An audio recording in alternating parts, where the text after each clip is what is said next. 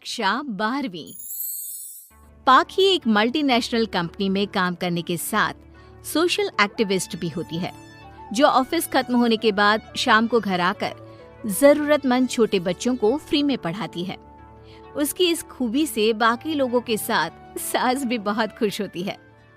तुम सच में बहुत अच्छा काम कर रही हो बेटा, बस ध्यान रखना बच्चे आधे रास्ते में कहीं भटक ना जाए।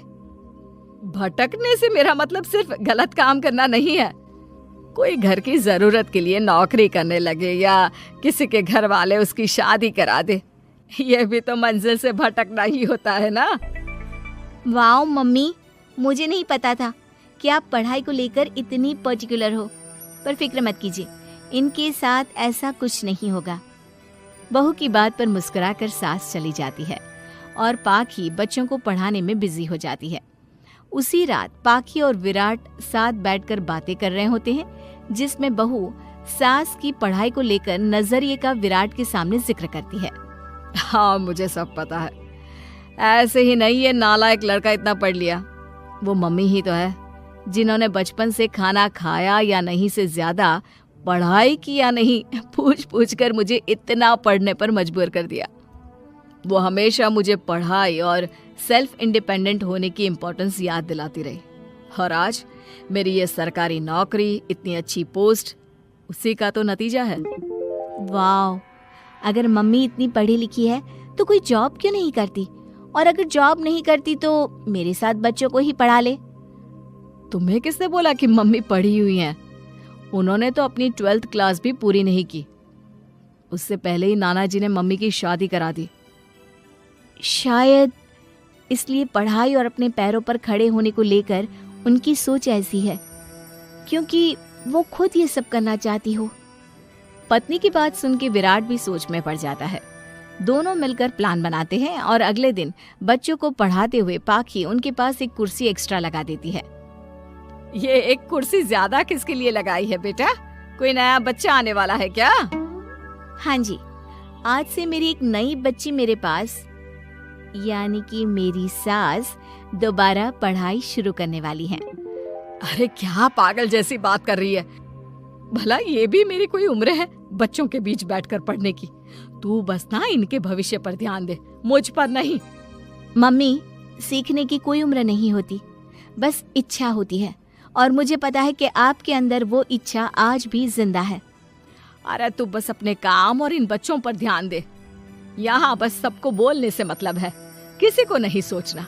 अगर बात बाहर निकली तो समाज क्या सोचेगा और परिवार का कितना नाम बदनाम होगा।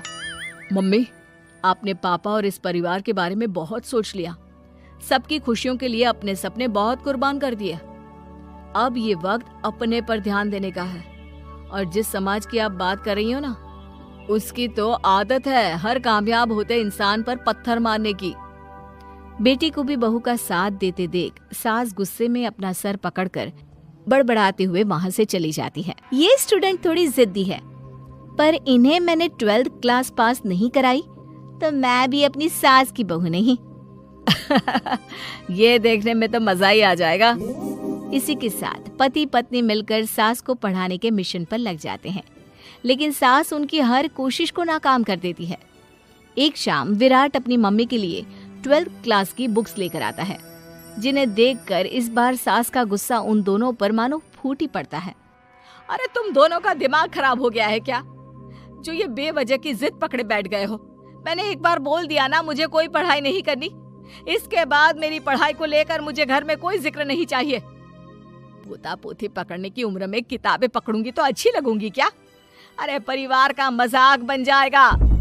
मम्मी, पोते पोती आप पढ़ने के बाद भी तो खिला सकती हो। और रही मजाक बनाने वाले लोगों की बात, तो उनके पास खुद का कोई सपना होता नहीं, इसलिए दूसरों की उड़ान रोकने की कोशिश करते रहते हैं। बस एक बार माँ, आप कोशिश तो करो। अगर अच्छा नहीं लगा तो हम दोबारा कभी नहीं बोलेंगे। बेटी की बात सुनकर माँ सोच में पड़ जाती है और ये सोचती है कि थोड़े दिन पढ़ लेती हूँ और उसके बाद पढ़ने में अच्छा नहीं लग रहा ये बोलकर मना कर दूंगी। ऐसी प्लानिंग बनाकर वो पढ़ने के लिए तैयार हो जाती है। मौके का फायदा उठाकर तुरंत वे लोग सास का ओपन से 12th में एडमिशन करा देते हैं।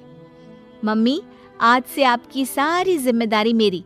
अब तो आपका नाम टॉपर के लिस्ट में आने से कोई नहीं रोक सकता। ये मेरे सीधे बच्चे, इन्हें अंदाजा भी नहीं कि माँ का प्लान क्या है। पाखी सास को पढ़ाना शुरू करती है। दिन बीतते हैं जिसमें धीरे धीरे सास भी कंफर्टेबल होने लगती है, लेकिन फिर पाखी एक सब्जेक्ट पढ़ने के लिए ट्यूशन जाने का सजेशन देती है, जिस पर बहुत गुस्सा, ड्रामा करने और पाखी के लाख बार मनाने के बाद एक बार फिर सास तैयार हो जाती है। Thank you mummy.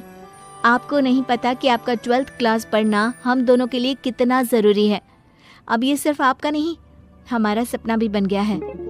बहू की बात सुनकर सास अपने प्लान को लेकर सोच में पड़ जाती है। अगले दिन पाखी सास के साथ उन्हें ट्यूशन छोड़ने जा रही होती है, जहाँ रास्ते में पड़ोस की कुछ औरतें बैठी मिलती हैं। अरे वाह विराट की मम्मी, तुम्हारा इस उम्र में पढ़ाई का कौन सा भूत जाग गया। बहू को बोलो कि पोता पोती दे दे और बच्चों के साथ खेलो। अरे क्या उनके बीच बैठकर अपनी खिल्ली उड़वाने चल पड़ी। आंटी जी, जब सरकार या भगवान ने सीखने की कोई उम्र नहीं रखी तो आपको क्या दिक्कत है। अरे देखो तो जरा, बहू की जुबान कैसे कैंची जैसी चल रही है। अब सास घर संभालने की जगह इन सब चीजों पर ध्यान रखेगी तो बहू के तो ये हाल होने ही है ना। देखा बहू, इसलिए बोलती थी, अरे खाली दिमाग वालों से बहस नहीं करनी चाहिए, क्योंकि वो जब भी मुंह खोलेंगे गू ही बोलेंगे। उदाहरण तो तुमने अभी देख लिया। वैसे बहन, मैं तो अपना सपना पूरा कर लूंगी, लेकिन क्या यहाँ बैठकर पंचायत करने के अलावा तुम लोगों का कोई दूसरा सपना भी है। सारी औरतें चुप हो जाती हैं और सास बहू चले जाते हैं। अब सास के अंदर पढ़ने की इच्छा जाग उठती है और वो अपना प्लान छोड़ मन लगाकर पढ़ाई करना शुरू कर देती है। देखते ही देखते 1 साल बीतता है और बोर्ड एग्जाम शुरू हो जाते हैं। मम्मी, एग्जाम के लिए जाने से पहले जल्दी से ये दही शक्कर खा लो। अरे चल पागल, ये सब बच्चों के लिए होता है। अभी आप भी हमारे लिए स्कूल में एग्जाम देने वाली बच्ची ही तो हो। बच्चों का प्यार देखकर सासू माँ खुश हो जाती है और दही शक्कर खाकर विराट के साथ घर से निकल जाती है, जो मम्मी को एग्जाम सेंटर पर छोड़ ऑफिस चला जाता है। इसी तरह समय बीतता है और एग्जाम खत्म होने के बाद देखते ही देखते रिजल्ट भी आ जाता है। मेरी टॉपर माँ, तुमने तो तहलका मचा दिया। हर तरफ तुम्हारे ही चर्चे हैं। घर वाले ये खुशी मना रहे होते हैं कि वही औरतें उनके घर आती हैं। अरे पंचायत की टोली, आज मेरे घर कैसे? बस तुम्हें सॉरी और थैंक यू बोलने आए हैं। उस दिन तुम्हारी बातों और आज तुम्हारे काम ने हमें ये सिखाया कि सपने पूरे करने की कोई उम्र नहीं होती। इसलिए अब हम भी शादी, परिवार, बच्चे और न जाने कितनी वजहों से अधूरे छूटे सपनों को पूरा करेंगे बहन जी।